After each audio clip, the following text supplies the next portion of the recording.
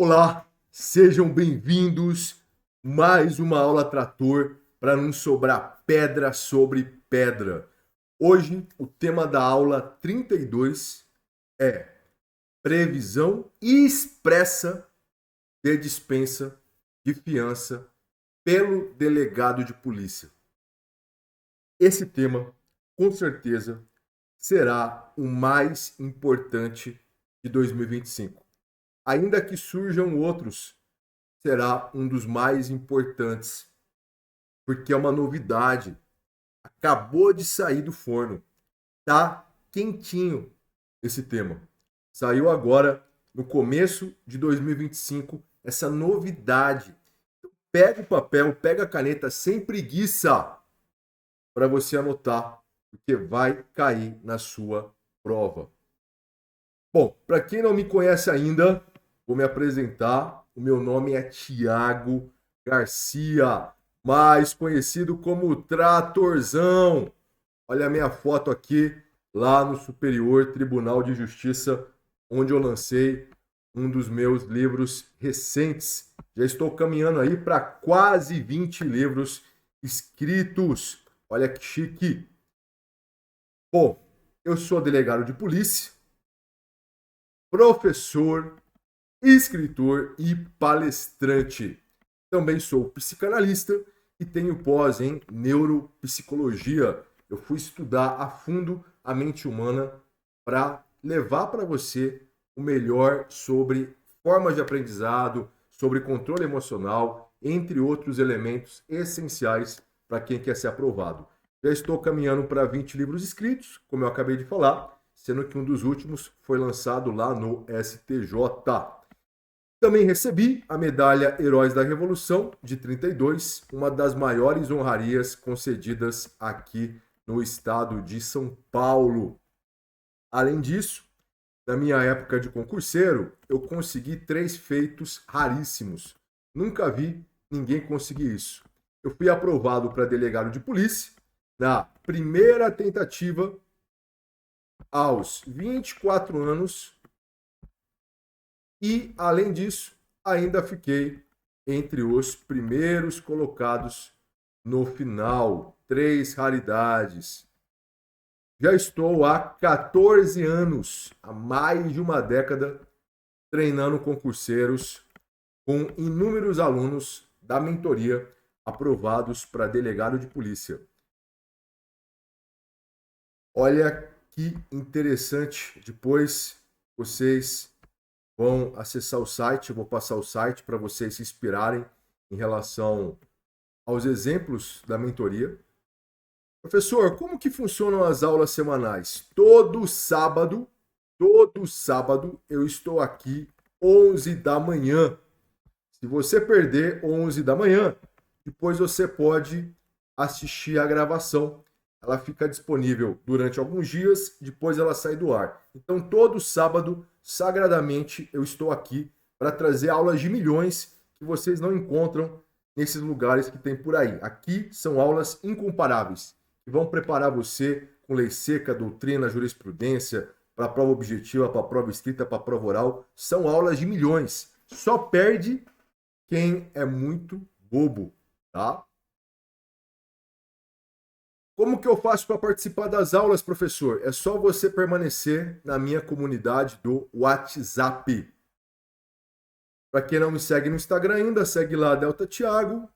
E mentoria. O pessoal sempre pergunta, professor, como que eu faço para entrar na sua mentoria? A mentoria, você pode acessar lá o site, o sorrei.com.br.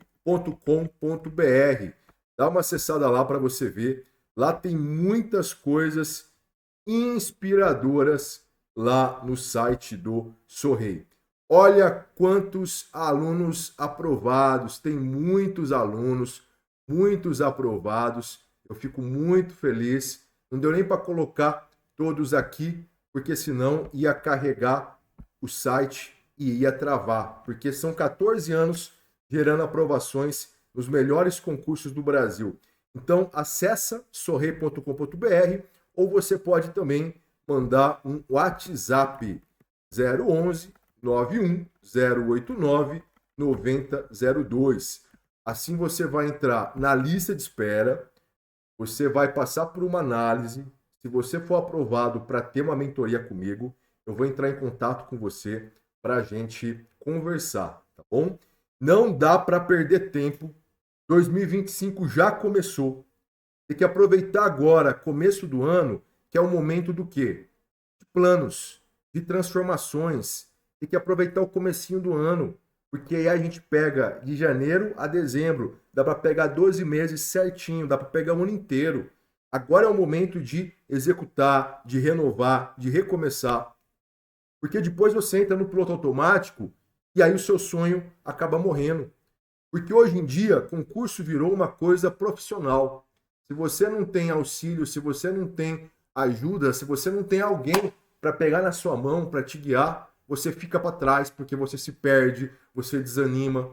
Estudar por estudar, só com PDF, só com videoaula, não resolve merda nenhuma. O que mais tem por aí é a gente fazendo isso. E não tem resultados. Os anos se passam, a idade vai chegando, as pessoas vão ficando frustradas, sem grana, e depois não tem como voltar mais atrás. Tem um monte de gente estudando já há 5, 10, até 15 anos e não conseguem passar. Então não seja você mais um. Seja inteligente. Venha para a mentoria, porque lá eu vou pegar na sua mão para te guiar, para acelerar a sua aprovação. Tá? Agora, 2025 vai ser o ano dos concursos de delegado. Estamos esperando aí uns 10 concursos nos próximos meses.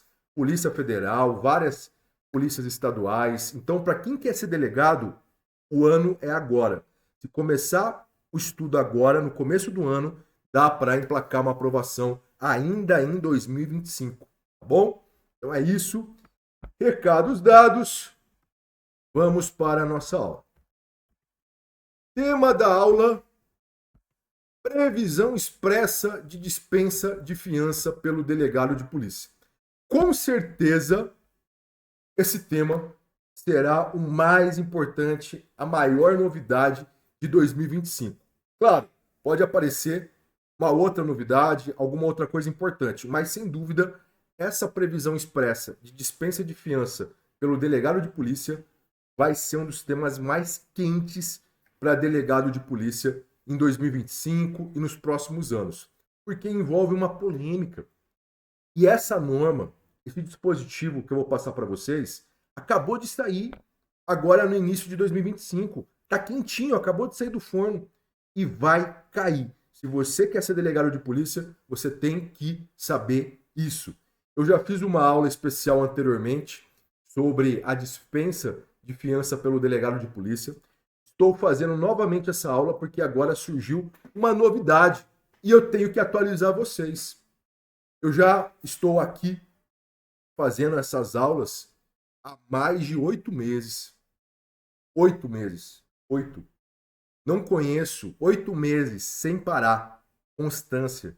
Não conheço nenhum outro professor que está fazendo aula de graça há 8 meses. Todo sábado. Não conheço. Então, se você quer ser foda, você tem que ter diferenciais também. Eu faço de tudo para sempre ser o melhor. E eu tenho resultados, eu tenho condutas, eu tenho ações. Você tem que ter também, se você quiser se destacar. Senão, você vai ser mais um medíocre. Tá? Então, vamos lá. Previsão expressa de dispensa de fiança pelo delegado de polícia.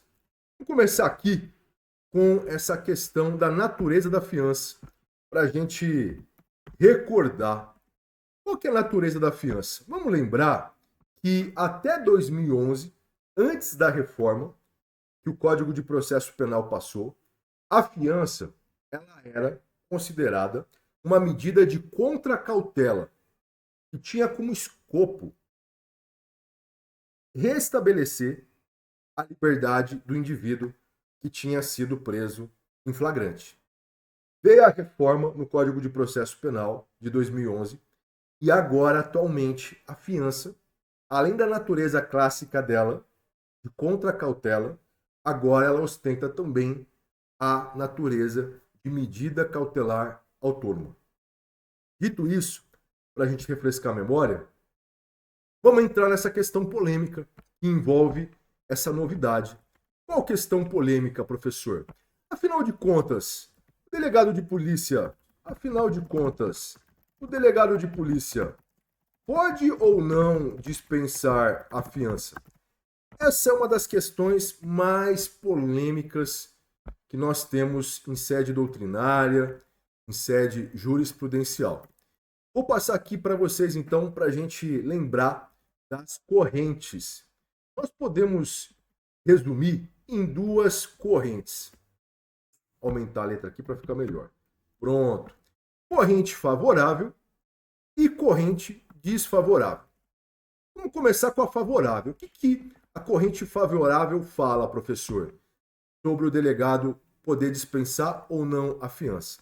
Veja, a corrente favorável da doutrina diz que sim, o delegado pode dispensar a fiança, porque não faz sentido manter alguém com a sua liberdade cerceada só por causa da condição financeira. Isso é discriminatório, isso é preconceituoso, isso viola o princípio da dignidade da pessoa humana, isso viola o princípio da razoabilidade.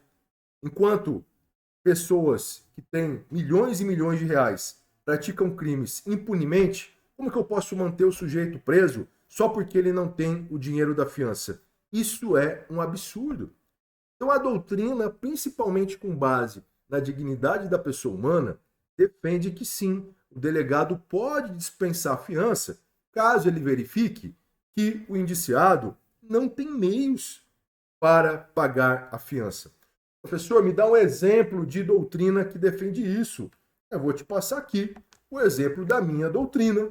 Para quem está com a minha doutrina aí, meu tijolão de 1000 páginas. Fiquei 6 anos escrevendo esse livro. É o único livro do Brasil que o prefácio foi escrito pelos melhores juristas do Brasil. Kleber Masson escreveu o prefácio do meu livro. Rogério Greco, Pedro Lenza, Márcio do Dizer o Direito, Norberto Avena, entre outras feras. Para minha honra, para o meu orgulho. Aquele menino, que na minha época de concurseiro eu não tinha dinheiro para comprar livro, aquele menino já lançou quase 20 livros, teve uma das suas principais obras prefaciada pelos melhores do Brasil. Então, aqui na minha doutrina, eu sempre cito a minha história porque eu sei que serve de incentivo para as pessoas, serve de inspiração. Porque tem muita gente agora que está passando dificuldades. Então, continue. Deus vai te abençoar se você fizer a sua parte. Bom? Só para deixar um recadinho aí para inspirar vocês. Então, aqui na minha doutrina, lá na página 807, eu defendo essa possibilidade. O delegado pode sim dispensar a fiança. Eu abordo esse tema, tá? Porque eu entendo que é uma medida de justiça. O delegado não é um mero encarcerador. O delegado é o primeiro garantidor dos direitos fundamentais. É a primeira fortaleza dos direitos fundamentais. Então, ele pode e deve, se for o caso, dispensar a fiança no caso de pobreza evidente. Tá? Professor, além da sua doutrina que você citou como favorável, o que mais nós temos que vai nesse sentido de o delegado poder dispensar a fiança? Nós temos também no campo institucional. No campo institucional, nós temos, por exemplo, um enunciado. Qual é o enunciado? O enunciado número 6 do primeiro Congresso Jurídico dos Delegados do Rio de Janeiro. Nesse evento aqui, foi elaborado o enunciado 6. O enunciado 6 do primeiro Congresso Jurídico dos Delegados de Polícia do Rio de Janeiro prevê a possibilidade de dispensa de fiança. É claro que foi um evento da instituição, não é? Um evento acadêmico, mas, obviamente, isso contribui para reforçar a nossa tese favorável. Professor, e na jurisprudência? O que nós temos na jurisprudência sobre isso? Na jurisprudência sobre isso, nós temos o seguinte. Vou dividir aqui por causa do meu toque, deixar tudo bonitinho aqui. Então, pronto. Doutrina, campo institucional, E agora, jurisprudência. Agora sim, agora ficou bonitinho. Na jurisprudência, nós temos, por exemplo, decisão do STJ. Embora não tenha abordado de forma específica a possibilidade de dispensa de fiança por parte do delegado, o STJ tem julgado dizendo que não faz sentido manter a pessoa presa só porque ela não recolheu a fiança. Professor, tem algum julgado específico sobre a dispensa de fiança pelo delegado de polícia? Sim, tem uma decisão de primeira instância do Rio de Janeiro. Tá? Decisão do Rio de Janeiro de primeira instância que reconheceu que o delegado pode sim dispensar fiança. Uma decisão muito boa, uma decisão extraordinária. Tá? Muito bem. Vejamos agora a corrente desfavorável. O que a corrente desfavorável fala? A corrente que é contra o delegado de polícia dispensar a fiança, ela tem como principal base a letra da lei, a lei seca. O que essa corrente diz? Essa corrente diz o seguinte: lá no artigo 325, parágrafo 1º, inciso 1º do Código de Processo Penal, há previsão de dispensa de fiança, dependendo das condições econômicas do indiciado. Só que esse dispositivo que prevê a dispensa de fiança, ele faz um link, ele remete ao artigo 350 do CPP. E o artigo 350 do CPP fala que quem vai dispensar a fiança é o juiz. Então, essa corrente, com base num argumento baseado na letra seca da lei, na letra fria da lei, diz que não, o delegado não pode dispensar fiança. Só o juiz pode. Com todo respeito, com a devida vênia, entendo de forma diferente. Não faz sentido para mim deixar o sujeito preso só porque ele é pobre, aguardando a decisão do juiz. O delegado pode, o mais, que é reconhecer, por exemplo, o princípio da insignificância. Por que ele não pode, o menos, que é liberar mediante dispensa de fiança? Tá? Porque quando o delegado libera, ele também está concedendo liberdade provisória para o sujeito. Tanto é que, na prática, nós, delegados, expedimos um alvará de soltura. Olha que interessante essa informação para você.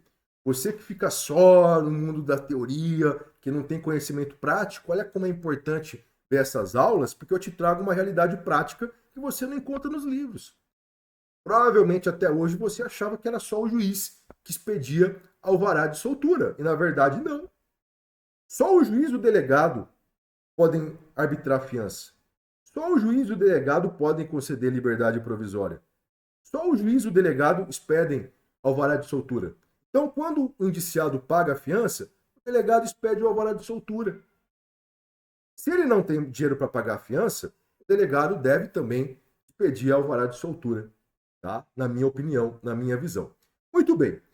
Agora, o fato é que surgiu essa novidade para fortalecer a corrente favorável à dispensa de fiança pelo delegado.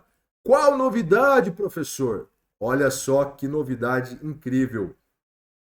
Vamos lá. Portaria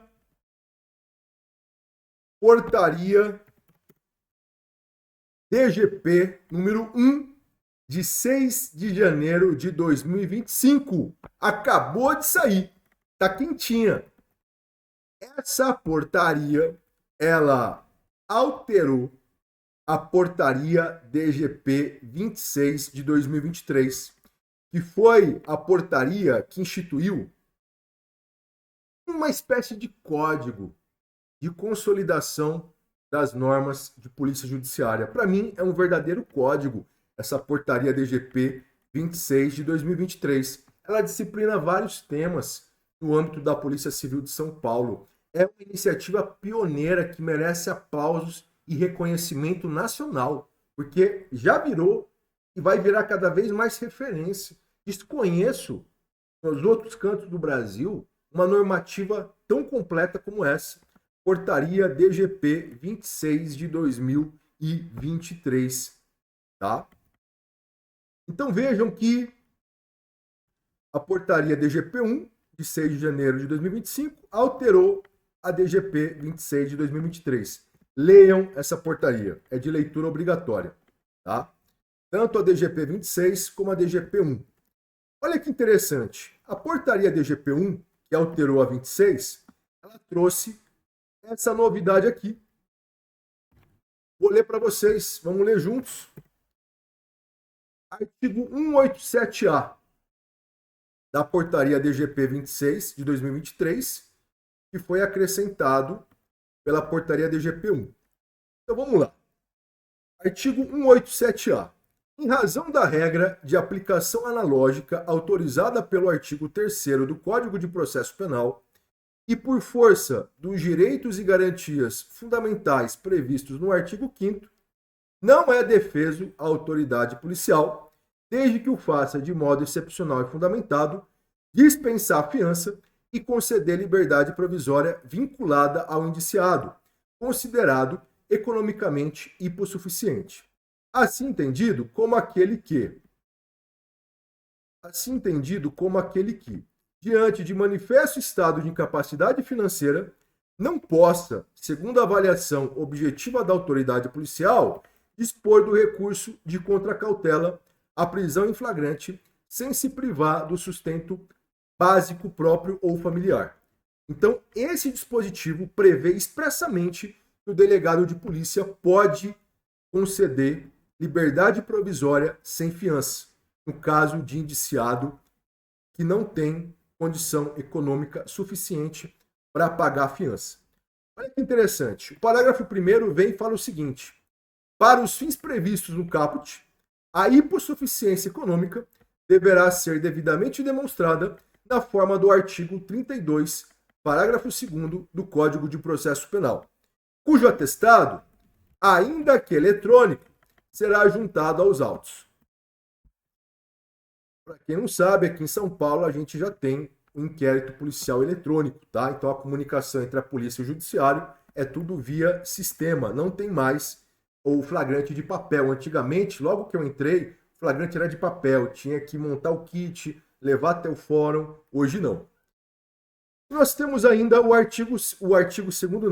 parágrafo 2º, que diz o seguinte: não se aplica o disposto no caput quando presente a hipótese do artigo 12C, parágrafo 2º da Maria da Penha. Tá? Então vamos lá. Isso aqui é uma novidade incrível, como eu já falei. Obviamente, vão surgir vozes dizendo essa normativa, essa portaria do delegado-geral, da Delegacia-Geral de Polícia, essa portaria do delegado-geral, ela não poderia ter falado sobre isso. A Polícia de São Paulo, a Polícia Civil de São Paulo entrou em uma seara que ela não poderia entrar. Vai surgir de tudo. Na minha visão, não existe nenhuma mácula nessa portaria. Ela não viola nenhuma norma. Nem norma do Código de Processo Penal, nem Constituição Federal, nem Tratado Internacional, não fere nada. É uma portaria que traz um instrumento de justiça, tá? Na minha visão. Professor, como que eu devo estudar essa portaria? Como que eu devo estudar o artigo 187-A dessa portaria da Polícia Civil de São Paulo? Como que eu devo estudá-lo? De forma didática, eu separei aqui para você. Você deve estudar desse jeito aqui, ó.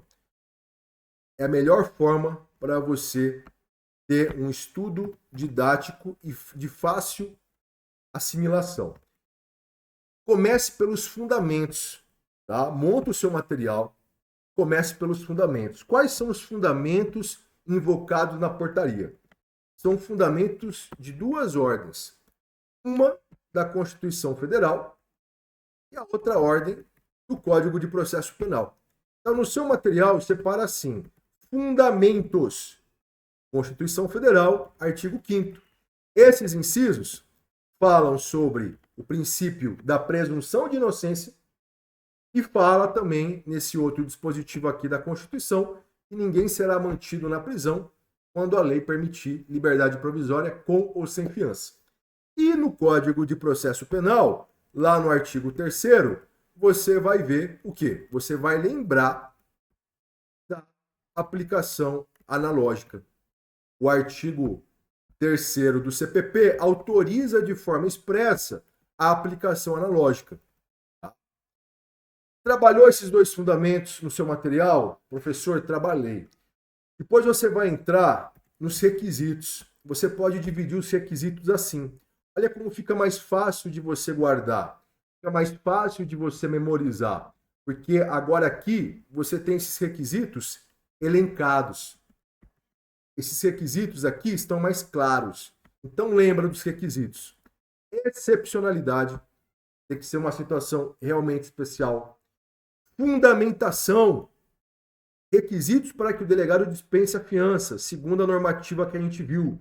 Excepcionalidade, fundamentação. O delegado tem que escrever, tem que fundamentar por que ele está dispensando a fiança. Então ele vai citar a portaria, ele pode citar a jurisprudência, pode citar a minha doutrina, por exemplo, tá?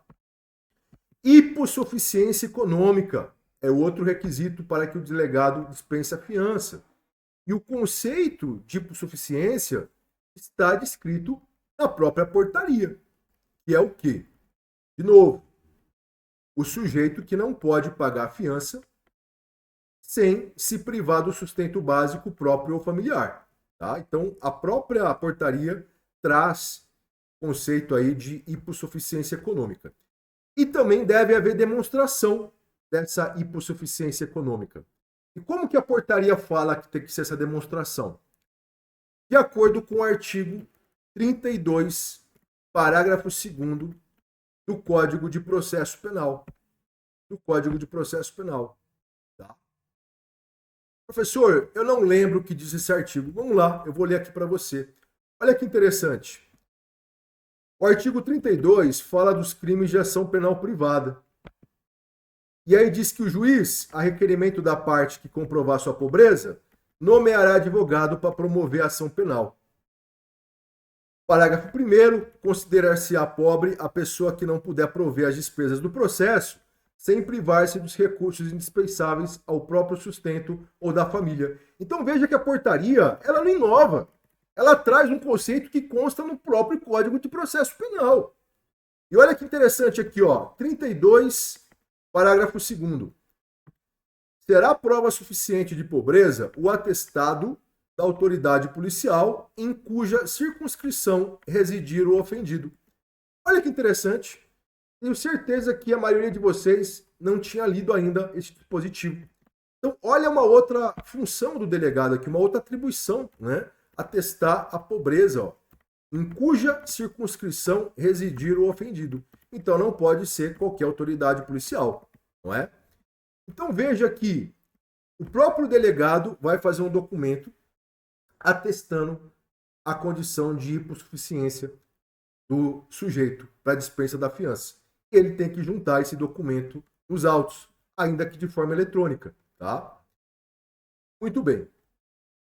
E vedação. A portaria veda a dispensa de fiança pelo delegado naqueles casos da Lei Maria da Penha, lá do artigo 12C, parágrafo 2º, quando há o quê? Risco para a integridade da vítima, né? Nos casos de violência familiar, violência doméstica contra a mulher. Tá? Então, nesses casos, a portaria diz que o delegado não pode dispensar a fiança. A gente poderia parar aqui. Mas se a gente parar aqui, não seria uma aula minha. Nós podemos ir além para forçar o raciocínio para a gente fazer um estudo diferenciado. Olha que interessante. A portaria, aqui no seu dispositivo, fala o seguinte, que o delegado pode dispensar fiança e conceder liberdade provisória vinculada. O que seria uma liberdade provisória vinculada? A portaria não fala sobre isso. Mas, na minha visão, é só aplicar o Código de Processo Penal. O que é essa liberdade provisória vinculada? Vinculada a quê? Vinculada às condições previstas nos artigos 327 e 328 do CPP. Lá fala que o sujeito que recebeu a fiança, ele deve se comprometer a comparecer aos atos do inquérito, da instrução, sob pena de quebramento da fiança. E o 328 fala que o sujeito não pode mudar de residência, não pode se ausentar por muitos dias sem a comunicação devida. Tá? Então, na minha opinião, o delegado, dispensando a fiança, ele deve vincular essa dispensa de fiança ao compromisso do sujeito, que deverá assumir os compromissos previstos nos artigos 327 e 328 do CPP. Quando é infração de menor potencial ofensivo, o delegado faz um documento parecido. O sujeito assina o termo circunstanciado, assina o termo de compromisso, dizendo que ele vai comparecer ao GCRIM, ao Juizado Especial Criminal. Então, isso já acontece nas infrações de menor potencial ofensivo. Porque não cabe, em tese, não é? Em regra, a prisão em flagrante se o sujeito assinou o termo de compromisso de comparecimento ao juizado.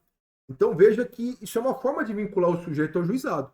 Então, assim como já acontecia no juizado, agora a gente pode ter também infrações penais que não se amoldam ao conceito de infração penal de menor potencial ofensivo, com esse tipo de vinculação também em relação a algumas obrigações. Olha que interessante. Tá? Professor, e a questão do quebramento? O artigo 327 e o 328 são claros. Se o indiciado descumprir alguma das condições previstas nesses dispositivos, ele vai quebrar a fiança. Descumpriu as condições. Descumpriu o compromisso assumido.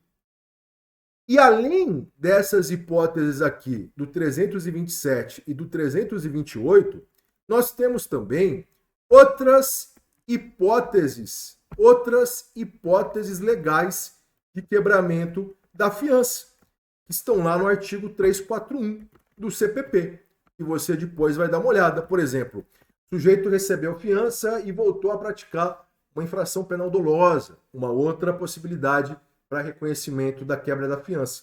Veja que a gente tem que fazer um estudo ligado, um estudo contextualizado, um estudo global, porque quando a gente estuda o quebramento da fiança, você pode confundir com perdimento da fiança, com cassação da fiança, com reforço da fiança, que são outras questões relacionadas à fiança. Então, agora, quando você estudar dispensa da fiança pelo delegado, você tem que estudar tudo isso, principalmente as situações de quebramento. Porque agora, com a portaria DGP que nós estamos estudando, a gente passa a ter a possibilidade de quebramento da fiança estipulada pelo delegado.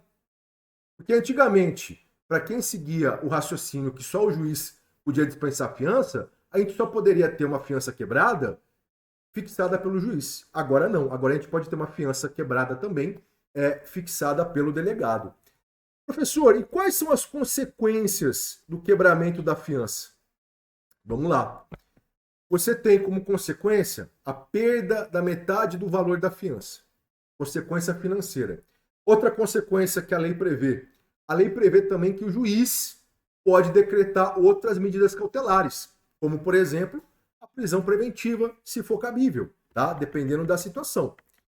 E veja que isso está lá no 324, inciso 1º, no artigo 343, tá? Porque lá no 343 também tem uma outra consequência da fiança. Ou melhor, no 324. Qual que é a outra consequência do quebramento da fiança? Além da perda da metade do valor, além da possibilidade de decretação de outras cautelares, o CPP prevê no 324, inciso 1º, que o sujeito que quebrou a fiança não pode prestar nova fiança no mesmo processo. Tá? Olha o que pode cair também, para fazer um link com tudo isso. O examinador pode perguntar para você, na prova objetiva, na prova escrita, na prova oral, o seguinte: qual o recurso que é cabível contra a decisão que reconhece o quebramento da fiança? O juiz foi lá, o delegado comunicou ao juiz e o juiz reconheceu o quebramento da fiança. Qual decisão é essa? Qual a natureza dela? É uma decisão interlocutória. E aí, cabe o quê para combater essa decisão? Qual o recurso cabível? Recurso em sentido estrito. Recurso em sentido estrito. Reze E olha o detalhe, com efeito suspensivo somente em relação à perda da metade do valor da fiança. Olha quanta coisa dá para tirar daqui. Agora a gente passa a ter, então, a possibilidade de trabalhar também com isso com mais frequência na esfera do inquérito policial, tá? Por isso que você tem que fazer esse raciocínio, esse estudo integral, beleza? Então é isso. Por enquanto é isso. Lembrando que vamos passar o trator sem dó nem piedade e não vai sobrar pedra sobre pedra. Valeu, valeu! E outra coisa, quando acabar essa aula, volta aqui na gravação, deixa um comentário sobre o que você achou da aula. É importante para eu me sentir motivado para continuar com esse projeto de milhões. Valorize, seja grato, valorize o conhecimento, senão você nunca vai mudar de vida se você não valorizar o que realmente importa. Essa aula aqui você não vai encontrar em nenhum lugar. É uma aula de milhões, tá? E lembrando, bora para a mentoria. Vamos pegar 2025, aproveitar que tá janeiro, para a gente pegar firme nos estudos. Lá na mentoria, eu vou pegar na sua mão para a gente acelerar a sua aprovação, tá? Então vem para a mentoria, porque lá você vai ser aprovado em 2025. Olha quantos alunos já foram aprovados lá na mentoria. Tem muitos outros, não dá nem para colocar todos aqui, porque tem muita gente nesses 14 anos que eu estou na mentoria ensinando como acelerar a aprovação. É isso, beijo no coração e bora passar o trator. Valeu!